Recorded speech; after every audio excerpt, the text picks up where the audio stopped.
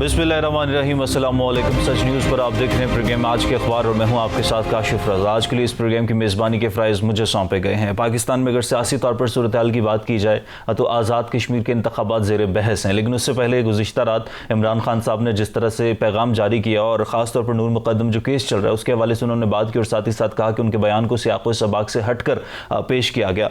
खान साहब के बयान के हवाले से तो बात करेंगे, लेकिन साथ ही साथ ये भी बात करेंगे कि हमारे मुआशरे में जिस तरह से ये सूरत हाल पैदा हो रही है, हमारी सोसाइटी में जिस तरह के वाक़यात आए दिन रिपोर्ट हो रहे हैं, नूर मुक़द्दम केस हो या दीगर इस तरह के वाक़यात हों, ख़वातीन के हवाले से जब भी बात हो या मुआशरे को किस तरह से मजबूत करना है इस पर बात हो, तो इस पर हम डिस्कस करेंगे कि सोसाइटी को किस तरह से मजबूत किया जा सकता है। एज अ सोसाइटी हम इस वक्त कहाँ स्टैंड कर रहे हैं जब इस तरह के वाक़यात होते हैं, तो ना सिर्फ पाकिस्तान के अंदर बल्कि पाकिस्तान के बाहर भी पाकिस्तान का जो इमेज है वो कितना मुतासिर होता है, इस पर डिस्कस करेंगे। साथ ही साथ आज़ाद कश्मीर के इंतखाबात ज़ेर बहस हैं। जो जमात जीत जाती है उसको लगता है कि शायद वो जीत गई है अक्सरियत के साथ, लेकिन दूसरी जमात उसको धांधली ज़दा इलेक्शन करार दे देती है। तो नून लीग एक बार फिर से ये कह रही है कि जी इंतखाबात में धांधली हुई है, पाकिस्तान तहरीक इंसाफ आज़ाद कश्मीर में एक बार फिर से हुकूमत बनाने में कामयाब होगी। इससे पहले हमने देखा था कि 2018 में वफाक में पाकिस्तान तहरीक इंसाफ ने हुकूमत बनाई थी और अब पाकिस्तान तहरीक इंसाफ की नज़र लग ये रहा है कि सिंध पर है, क्योंकि इमरान खान साहब ने सिंध स्ट्रैटेजी कमेटी का इजलास बुलाया और उन्होंने सिंध के हवाले से तमाम तर जितने भी मामला थे उन पर बात की और साथ ही साथ उन्होंने कहा कि अब जो वफाकी इदारे हैं सिंध के अंदर वो मुतहरिक होने चाहिए ताकि सिंध को भी मजबूत किया जाए। तो सवाल ये पैदा होता है कि क्या अब पाकिस्तान तहरीक इंसाफ आने वाले इंतखाबात में सिंध में भी हुकूमत बनाने में कामयाब होगी। और दूसरी तरफ हम बात करेंगे कोविड के हवाले से, क्योंकि कोरोना की चौथी लहर के हवाले से कहा जा रहा है कि उसमें शिद्दत आती जा रही है। जो पाकिस्तान में केसेस की शरह है वो 23% से भी ऊपर चली गई है। तो एक बार फिर से क्या सूरत हाल सख्त हो सकती है, हम फिर से लॉकडाउन की तरफ जा सकते हैं। और प्रोग्राम के आखिर में हम कुछ परफॉर्मेंस के हवाले से भी बात करेंगे, क्योंकि इंतखाबात तो हो रहे हैं लेकिन वक्त गुजरने के साथ साथ पाकिस्तान तहरीक इंसाफ कहीं ना कहीं एक्सपोज भी हो रही है, क्योंकि परफॉर्म करने में हमें नाकाम नजर आ रही है। स्टूडियोज़ में मुझे ज्वाइन किया नासिर अजीम खान साहब, एडवोकेट भी हैं, तज्जियाकार भी हैं, तमाम तर सूरत हाल पर नज़र भी रखते हैं। खान साहब बहुत शुक्रिया आपके वक्त का। नाज़िर साहब, सबसे पहले तो जिस तरह से मैंने अपने इब्तदाइये में भी कहा कि सोसाइटी एज अ सोसाइटी इस वक्त हम कहाँ स्टैंड करते हैं अकॉर्डिंग टू यू? बहुत शुक्रिया आपका काशिफ साहब और ख़ास तौर पे सच न्यूज़ का कि मुझे अपने प्रोग्राम में इनवाइट किया। अगर आप ओवरऑल बात करें, ख़ास तौर पे आपने एक मुकदमे का जिक्र भी किया और ऐसे मामलात उभरते हुए नज़र भी आते हैं। कुछ चीज़ें ऐसी हैं कि फॉर एग्ज़ाम्पल कुछ केसेस तो हाइलाइट्स भी होते हैं और कुछ केसेस नहीं भी होते, लेकिन अब ओवरऑल देखा जाए सोसाइटी तो मैं समझता हूँ कि हमारी भी ज़िम्मेदारी है इस हवाले से कि हमें भी इस पे देखना चाहिए। फॉर एग्ज़ाम्पल मैं एक छोटी सी एक एग्ज़ाम्पल दे दूँ कि हर साल मार्च में एक चल पड़ता है ख़वातीन का, जिस पे वो कहा जाता है मेरे जिस्म मेरी मर्ज़ी। उसके हवाले से अगर देखा जाए तो अगर उन मामलात वो जैसे एक हमारे राइटर हैं खलील रहमान कमर साहब, उन्होंने भी हाईलाइट किया हुआ है कि ये 35 से 36 ख़वातीन हैं। अगर वो मामला भी ख़त्म हो जाए तो मैं समझता हूँ कुछ ऐसे वाक़यात होना भी बंद हो जाएंगे और एज़ सोसाइटी ऐसी चीज़ों पे हम काबू पा सकते हैं। अगर ये चीज़ें बढ़ती रहीं तो फिर आप देखिए तो ऐसे वाक़यात भी बढ़ते जाएंगे। लेकिन सिर्फ मार्च का मामला नहीं है, और भी दीगर बहुत सारे मसाइल हैं, लेकिन जब इस तरह के वाक़यात होते हैं, स्पेसिफिकली अगर सिर्फ इन मामलात की बात की जाए, इन वाक़यात की बात की जाए, तो पाकिस्तान का इमेज आपको लगता है कि मुतासिर होता है?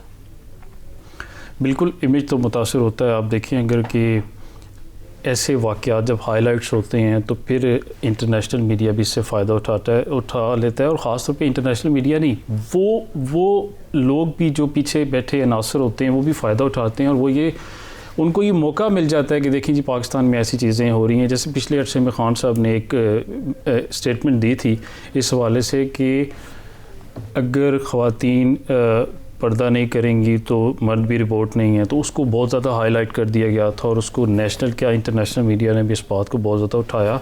और मैंने एक ये जो लास्ट खान साहब ने इंटरव्यू दिया चाइना के एक चैनल को, तो उस पर भी ये बात खान साहब ने की, लेकिन खान साहब ने फिर उस बात पे रोशनी भी डाली कि जहाँ पे एक जो उनकी पहले स्टेटमेंट थी और जो अभी की स्टेटमेंट है, अब की स्टेटमेंट ये खान साहब ने जो उस हवाले को कवर किया और रोशनी डाली कि बिल्कुल वो शख्स भी इफ़ेक्ट होता है जिसके साथ रेप होता है या जिसका मर्डर हो जाता है या जो इस चीज़ का इफ़ेक्ट ही होता है, तो बिल्कुल उन लोगों पे भी इसका असर ज़रूर पड़ता है। ठीक है, अच्छा अब इसके साथ साथ अगर हम बात करें आज़ाद कश्मीर के इंतखाबात की जो कि ज़ेर बहस हैं, ओवरऑल आज़ाद कश्मीर के जो इंतखाबात हैं उस पर आपका क्या कॉमेंट है? How do you see it? देखिए काशिफ साहब, आप इस तरह देखें कि आज़ाद कश्मीर में हमेशा उस जमात की गवर्नमेंट आती है जिस जमात की गवर्नमेंट वफाक पाकिस्तान में मौजूद होती है। आप पिछले जितनी भी अरसे की गवर्नमेंट्स उठा के देख लें, पीपल्स पार्टी की गवर्नमेंट थी, आपको याद होगा कश्मीर में पाकिस्तान पीपल्स पार्टी की गवर्नमेंट आ गई। पाकिस्तान मुस्लिम लीग नून की गवर्नमेंट यहाँ पे थी तो कश्मीर में पाकिस्तान मुस्लिम लीग नून की गवर्नमेंट आई है। पीटीआई की भी इस तरह तसलसल जारी है। इस पे मैं समझता हूँ पीटीआई का कोई किरदार नहीं है, ना ही उनकी परफॉर्मेंस का सिलसिला है कि कश्मीरियों ने उनको वोट दे दी। एक ट्रेंड सा चला आ रहा है और ट्रेंड इस तरह मजबूरन है कि देखिए यहाँ से फंड्स भी रिलीज़ होते हैं और बहुत सारे ऐसे मामलात होते हैं फ्यूचर के कि उनके कुछ सियासी लोग होते हैं जो आने वाली हुकूमती पार्टियों के साथ शामिल हो जाते हैं और फिर ऑटोमेटिकली हुकूमत बन जाती है और कुछ रुझान भी हो जाता है। तो मैं समझता हूँ पाकिस्तान तहरीक इंसाफ को अपनी परफॉर्मेंस बेहतर करनी पड़ेगी। कश्मीर के इलेक्शन पे वो ये ना सोचें कि कहीं उनकी परफॉर्मेंस बहुत अच्छी हो गई है और अब उन्हें मेहनत की ज़रूरत नहीं। लेकिन जब भी हम देखते हैं, अब अगर वहाँ के अवाम की बात करें, उन्होंने पाकिस्तान तहरीक इंसाफ को मंतखब किया है। पाकिस्तान पीपल्स पार्टी को ऑलरेडी देख चुके, वहाँ पर नून लीग पहले से वहाँ पर गवर्नमेंट में थी और पाकिस्तान तहरीक इंसाफ की परफॉर्मेंस वो फेडरल में देख चुके हैं। उसके बावजूद पाकिस्तान तहरीक इंसाफ का इंतखाब उन्होंने किया। लेकिन ऐसा रुझान क्यों है कि अगर वफाक में जो जमात है तो वही क्यों आज़ाद कश्मीर और वही क्यों गिलगित बल्तिस्तान में, अगर दोनों को हम कंसीडर कर लें तो दोनों जगह पर जो वफाक में होता है वही वहाँ पर हुकूमत बनाने में कामयाब हो जाता है। फंड्स के कोई इशू होते हैं या कुछ और वजूहत होती हैं? और तो कोई मैं नहीं समझता वजूहत होती। देखिए वोट तो एक आम शख्स ही डालता है ना जाके। अगर कहा जाए फॉर एग्जांपल धांधली हो गई है, फॉर एग्जांपल कितनी हुई होगी, 2% 3%। अगर 97% वोट्स कास्ट हुई हैं और वो पीटीआई के हक़ में हुई है तो ये नलायकी तो मैं समझता हूँ कि उस वहाँ के रहने वाले शहरियों की और बासियों की है कि अगर वो परफॉर्मेंस को नहीं देखते और वो एक ट्रेंड को देखते हैं कि वफाक में किसकी गवर्नमेंट है और उसी को वोट दे देते हैं और फिर हुकूमत बनवा देते हैं। नया पाकिस्तान तो यहाँ बन गया था, अब नया कश्मीर बन गया है तो वो 5 साल वो भी फिर इस चीज़ को एंजॉय कर लें। अच्छा, नून लीग अब तहरीक और एहतजाज की बात कर रही है। पहले भी नून लीग ने बहुत सारी तहरीक निकाली हैं, कुछ मिल पाएगा नून लीग को इसके बाद? मुझे नहीं लगता कि उनको इस तहरीक से, देखिए जो पाकिस्तान लेवल की जो तहरीक थी जिसको वो मोमेंटम लेके चले थे और आपको याद होगा पीडीएम उन्होंने एक बनाई थी और अब हमें तो याद भी नहीं रहा कि कोई पीडीएम थी, बल्कि उनको भी नहीं याद रहा कि कोई पीडीएम का प्लेटफॉर्म था।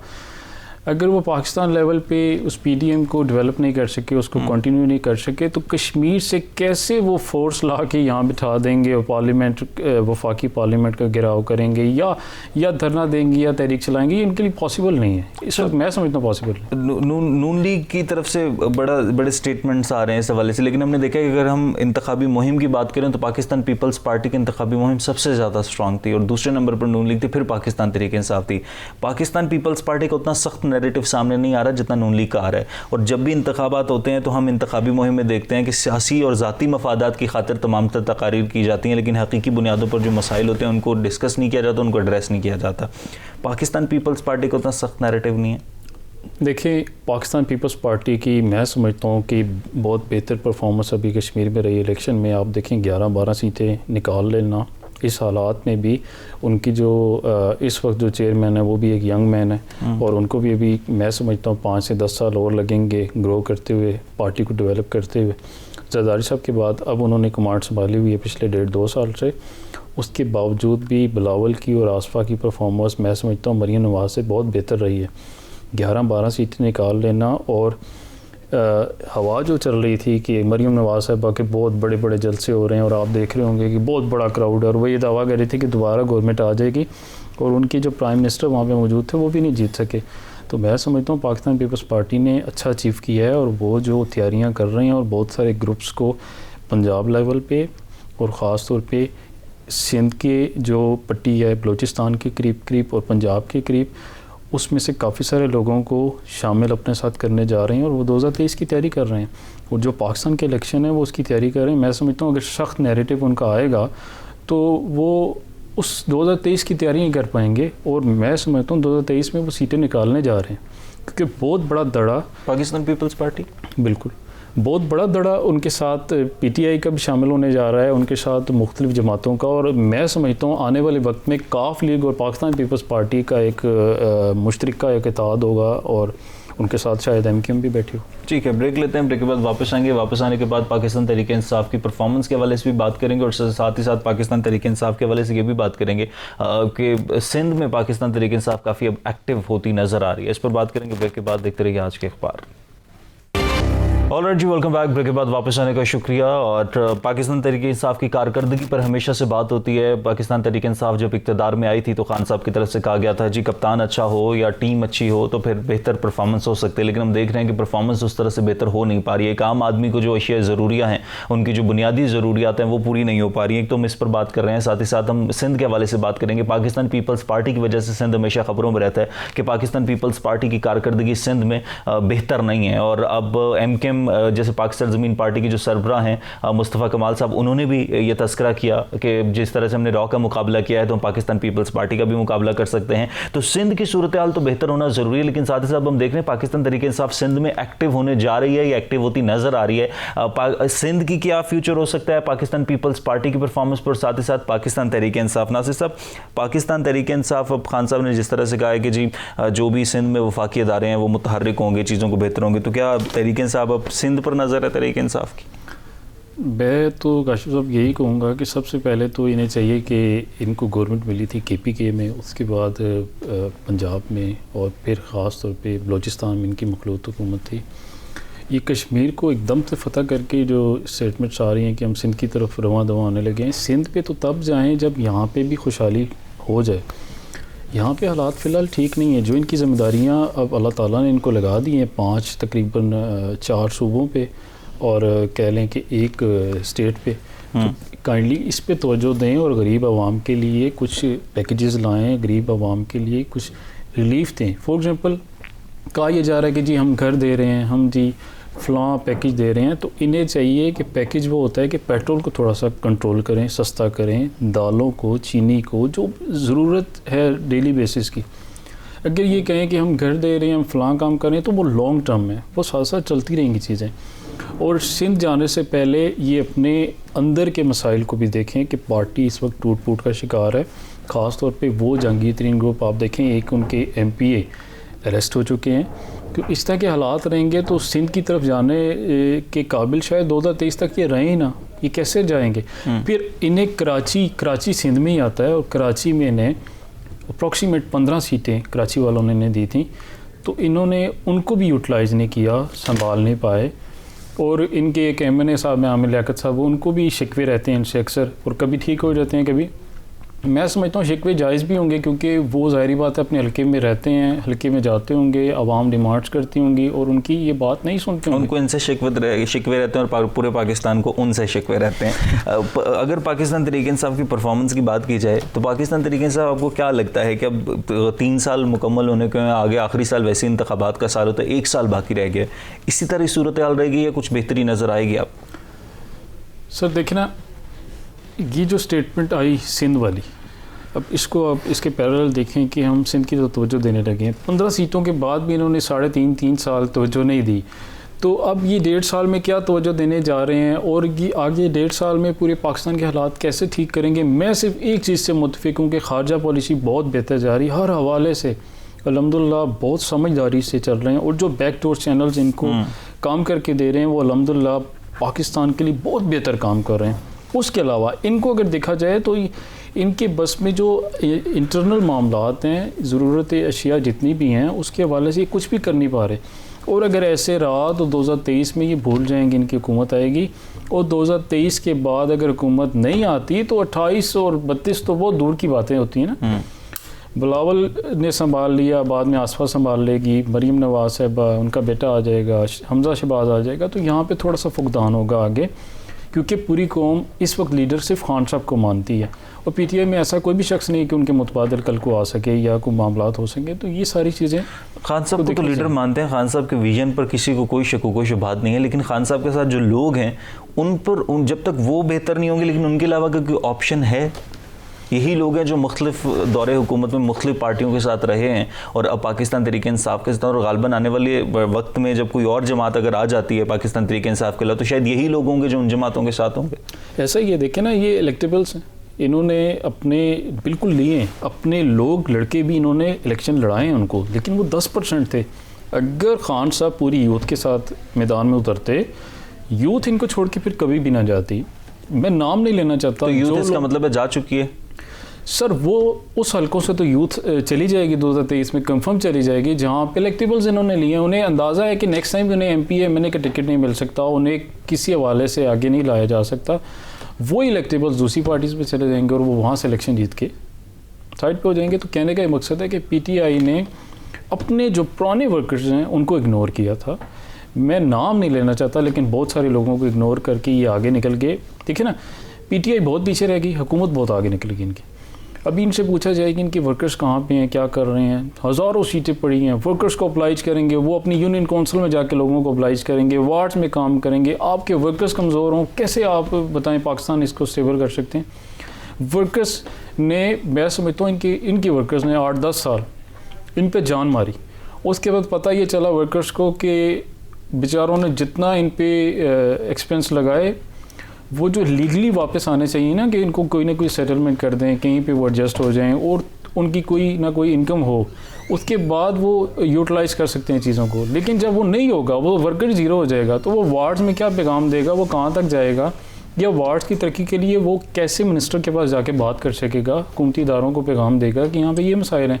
क्योंकि इनके मिनिस्टर्स ज़्यादातर तो अनइलेक्टेड लोग, उनको तो ये भी नहीं पता कि नीचे MNA के हल्के में क्या हो रहा है, MPS के हल्के में क्या हो रहा है। इनके काफ़ी सारे MNAs को तो ये भी शिकवे हैं कि इन्होंने अपने मिनिस्टर्स को अनइलेक्टेड नॉन इलेक्टेड लोगों को ऊपर बिठाया हुआ है। तो ये सारे मसाइल का सामना इन्हें है। अच्छा, जब से पाकिस्तान तहरीक इंसाफ इक़्तिदार में, उसके बाद से नौजवानों की जमात कहा जाता तहरीक इंसाफ को, खान साहब के साथ नौजवानों का बहुत बड़ा एक जम गफ़ीर था, नौजवान बहुत ज़्यादा खान साहब के साथ। लेकिन हमने देखा कि जैसे जैसे वक्त गुजरता गया, वही नौजवान जो हैं वो कहीं ना कहीं खान साहब से पीछे हटते गए। वजूहात क्या रही कि खान साहब को लगता था कि नौजवान हुकूमत नहीं चला सकेंगे, या ये जो लोग अब साथ हैं इनका होना बहुत ज़्यादा ज़रूरी था? देखिए, खान साहब ने, मुझे याद है कि एक, मेरा ख्याल है गिलगित बल्तिस्तान का एक जलसा सा हो रहा था, और वहाँ पे खान साहब ने स्पीच के दौरान कहा कि मुझसे टिकट्स देते हुए भी गलतियाँ हुई, मुझसे वजारतें देते हुए गलतियाँ हुई। बेसिकली अभी खान साहब जब अपोजिशन लीडर थे ना, उनको शायद उस वक्त ये अंदाज़ा नहीं था कि जब मैं प्राइम मिनिस्टर बनूंगा तो मेरे पास इतनी लिमिटेड सीटें होंगी, और सियासतदान जब इक़्तिदार की दौड़ में शामिल होते हैं तो वो ब्लैकमेल कैसे करते हैं, क्या क्या मजबूरियां आ जाती हैं। अब खान साहब बेचारे फंसे हुए हैं, इतने नंबर्स उनके पास हैं कि वो किसी को भी छेड़ें, किसी को भी अगर पीछे करें तो हुकूमत गिरने के भी चांसेस हैं उनकी। तो कहने का ये मकसद है कि वो वहाँ फंसे हुए हैं। अगर खान साहब अपने लोगों के साथ मैदान में उतरते और उनके लोग जीतते, अब मैं जिनको भी जानता हूँ MPs MNAs को, जो सेल्फ मेड लड़के MNAs MPs बने खान साहब के टिकट पे, खान साहब के साथ 10-12-14 साल से साथ थे, अगली 2028 या 32 तक वो खान साहब को छोड़ के कहीं भी नहीं जाएंगे।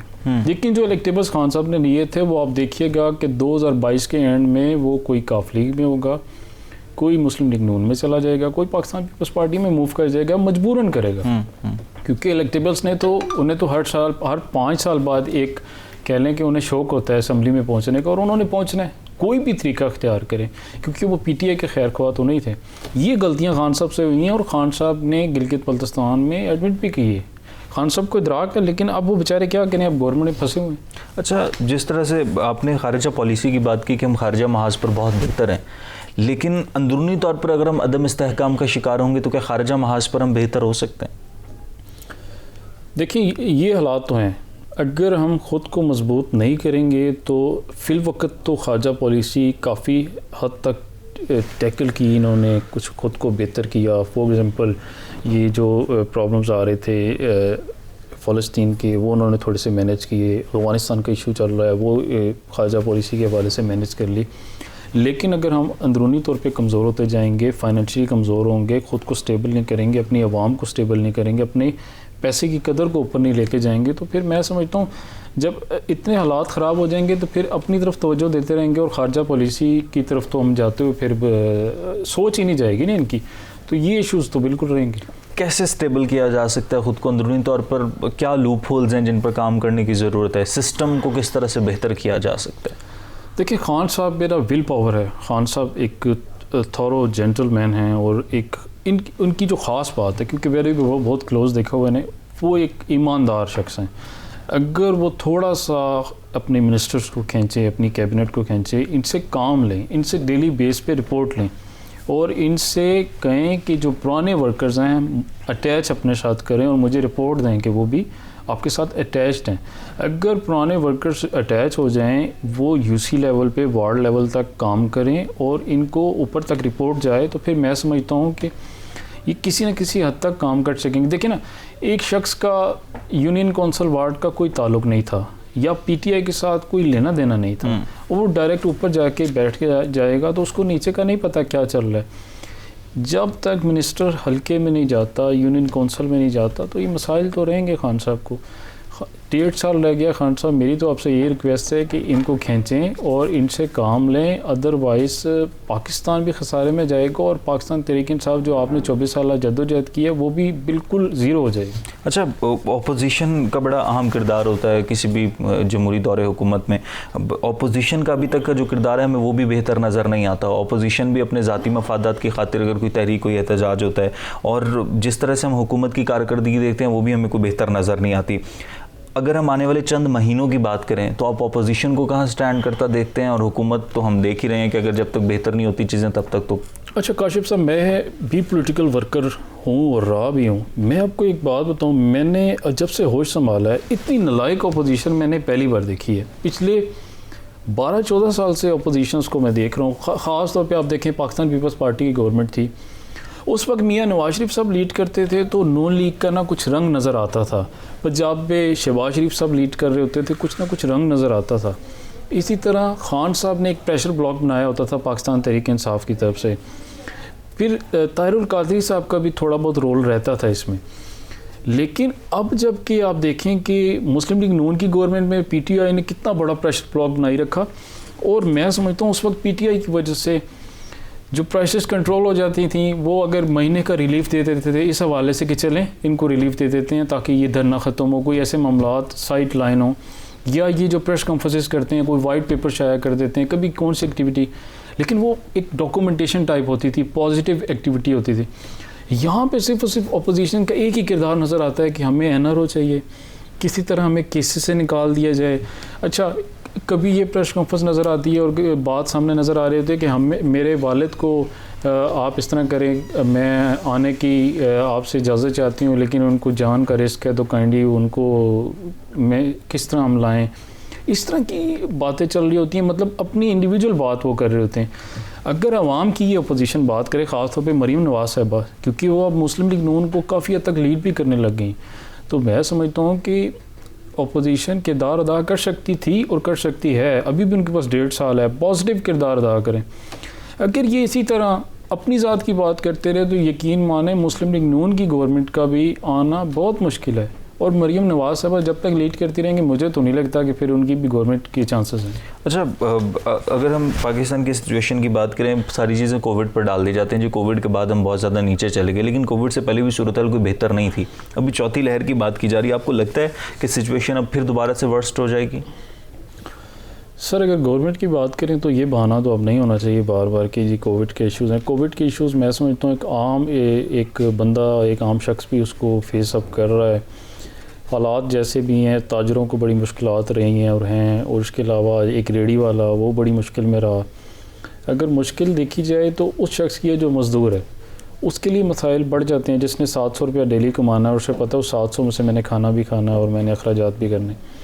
अगर हुकूमती सतह पे देखा जाए तो मैं नहीं समझता कि इन्हें इस तरह के बहाने करने चाहिए। और ये देखिए अब तो 1.5 साल रह गया है, इनको परफॉर्म करना पड़ेगा, चाहे कोविड हो चाहे कुछ भी हो। कोविड का बहाना अब नहीं चलेगा, मैं समझता हूँ चौथी लहर आ गई है, मरना आवाम नहीं है। इनको चाहिए, अगर ये चौथी लहर के बहाने कर रहे हैं तो ये जल्द से जल्द लोगों को वैक्सीनेट करें। अगर ये समझते हैं कि लोग इनके पास नहीं आ रहे तो ये कोई और पॉलिसी बनाएं, कोई और तरीक़ाकार बनाएं, यूनियन कौंसिल की सतह पे बनाएं, घर घर जाके विज़िट की कोई टीम बना दें जिससे पता चल सके कहाँ पे नहीं हो रहा और फ़ौरन वहाँ पे लगवाई जाए। देखिए, एक शख्स ने घर से निकल के हॉस्पिटल में भी तो लगवानी है वैक्सीन, वही वैक्सीन अगर उसको घर पे जाके लगा दी जाए ज़बरदस्ती तो वो भी काम हो सकता है। अभी मोबाइल यूनिट्स का काम शुरू हुआ है पंजाब में, उसके बाद ये कहा जा रहा है कि जो मुख्तलिफ इलाकों में जगह मुख्तस की गई हैं और बाकायदा तौर पर टीम जा रही है जो घर में जाकर लोगों को कह रही है कि यहाँ पर आकर आप वैक्सीन लगवा लें। लेकिन अगर हम पॉलिसी की बात करें, आम आदमी उसके जहन में सबसे पहले सवाल ये आता है जी, हम टॉक शोज़ देखते हैं, जो जितने भी मेहमान हजरात आते हैं वो बड़ी अच्छी सजेशन सजेशंस दे रहे होते हैं हुकूमत को भी, अपोजिशन को भी, लेकिन हुकूमत और अपोजिशन उस पर अमल दरामद उस तरह से कर नहीं रही होती। तो सवाल ये पैदा होता है कि एक आम आदमी और एक एनालिस्ट जो बैठा है, जो माहिर कानून बैठा है, वो ये सारी चीज़ें देख सकता है, तो एक हुकूमत में बैठे लोगों को ये चीज़ें नज़र क्यों नहीं आती? तो पॉलिसी मेकिंग हुकूमत में किस तरह से होती है, किन चीज़ों की बुनियादों पर होती है? देखिए जी, अगर आप खान साहब की परफॉर्मेंस देखें तो मैं समझता हूँ कि वो तो बेहतरीन जा रहे हैं खुद, लेकिन उनकी अगर कैबिनेट देखी जाए तो कैबिनेट में काफ़ी सारे फॉल्ट्स हैं जो मैं पहले भी जिक्र कर चुका हूँ। इसी तरह अगर आप इसके पैरेलल देखें कि आवाम की बात आप देखें, एक सवाल आप रिपीट करेंगे मेरे से? पॉलिसी मेकिंग गवर्नमेंट में किस तरह से होती है, किन बुनियादों पर पॉलिसीज़ बनाई जाती हैं? जब हम प्रोग्राम्स में बैठकर बात, जिस तरह से आपने कहा कि अपोजिशन का किरदार इंतहाई बेहतर नहीं है, अपोजिशन को बेहतर किरदार अदा करना चाहिए, गवर्नमेंट को आप जिस तरह से बात कर रहे हैं कि जी खान साहब को अपने वज़रा को खींचना चाहिए, कारकर्दगी वो बेहतर करें, ये चीज़ें हुकूमत को नज़र नहीं आती, हुकूमत खुद से इस पर काम नहीं करती। हुकूमत के अंदर पॉलिसी साजी किस तरह से होती है, किन बुनियादों पर चीज़ें बनती हैं? देखिए ना, मैं समझता हूँ मिनिस्टर्स जो इन्होंने बनाए हैं वो इस चक्कर में लगे होंगे कि किसी न किसी तरह हम अपने आप को मैनेज कर लें और बस जो ये टेन्योर गुजारना है, क्योंकि एक उधार वाली इनको गवर्नमेंट मिली गई थी, उन्होंने चांस लगाया, अपना टिकट लिया और अपना इलेक्शन जीत के साइड पे हो गए। इसी तरह अभी आप देखें सियालकोट में एक टिकट दिया गया, उनका एक रिलेशन बताया जाता है किसी और जमात से, लेकिन टिकट वो PTI के इलेक्शन से प्लेटफॉर्म से लड़ रहे हैं। तो बेसिकली उन्होंने अपना एक टेन्योर पूरा करना है, ना तो उन्होंने पॉलिसी की तरफ ध्यान देना है। पॉलिसी की तरफ तवज्जो तो खान साहब ने देनी है, ये खान साहब के पुराने साथियों ने देनी है। PTI को सबसे बड़ा लॉस हुआ तो मैं समझता हूँ नईमुल हक साहब का हुआ। नईमुल हक साहब के जाने के बाद वो काफ़ी सारे मामलात में चेंजिंग आई। उसके बाद जहांगीर तरीन साहब का साइड लाइन होना पार्टी से, उस पर काफ़ी सारी चेंजेस आई, क्योंकि तरीन साहब काफ़ी सारे PTI के साथ भी लॉयल थे और पाकिस्तान के लिए भी काफ़ी सारे मामलात में खान साहब को हेल्प आउट कर रहे थे। जहाँ पे उनको ज़रूरत पड़ती थी वो खान साहब को हेल्प आउट करते थे और पॉलिसी भी काफ़ी हद तक वो एडवाइस करते थे कि आप ऐसे चलें, मैं आपको यहाँ तक हेल्प भी करके दे सकता हूँ। और वो साथ स्ट्रेटेजिक टीम भी जोड़ते थे और स्ट्रेटजी बनाते थे। लेकिन अभी फुकदान इसलिए है कि डिफरेंट सेगमेंट्स के लोग जुड़े हुए हैं, उनके अपने अपने मैं समझता हूँ इन्वेस्टेड राइट्स हैं और वो उस राइट्स को तवज्जो दे रहे होंगे कि वो राइट्स किसी तरह पूरे कर लिए जाएं, क्योंकि 1.5 साल रह गया, 1.5 साल के बाद पता नहीं चांस मिलता नहीं मिलता, कौन सा प्लेटफॉर्म ऊपर आएगा, कहाँ पे टिकट हमें लेना है, ये सारे इश्यूज लेकिन इनके साथ चल रहे हैं। भी अभी का मसला तो नहीं, हम सिर्फ पाकिस्तान तहरीक इंसाफ की बात तो नहीं कर सकते। नून लीग हो, पाकिस्तान पीपल्स पार्टी हो, जो भी जमात इक़्तिदार में या जो भी दौरे हुकूमत रहा है, हर बार यही मसाइल रहे हैं। देखिए, ये वही पॉलिटिशियंस आप इस तरह देख लें, पाकिस्तान पीपल्स पार्टी में भी इलेक्ट होके आए हैं, नून लीग में भी इलेक्ट होके काफ़ी सारे आए हैं और अभी अक्सर स्टेटमेंट्स आ रही होती हैं ना कि पिछले दौरे हुकूमत में ये मामला हुआ।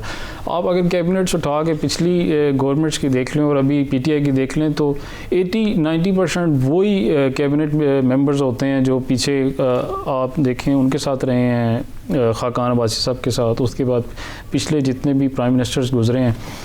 इसी तरह आप एक तस्वीर उठाई जाए तो शौकत अजीज़ साहब के साथ एक तस्वीर चल रही होती है जहाँ पे वो अपने नॉमिनेशन पेपर्स दे रहे हैं।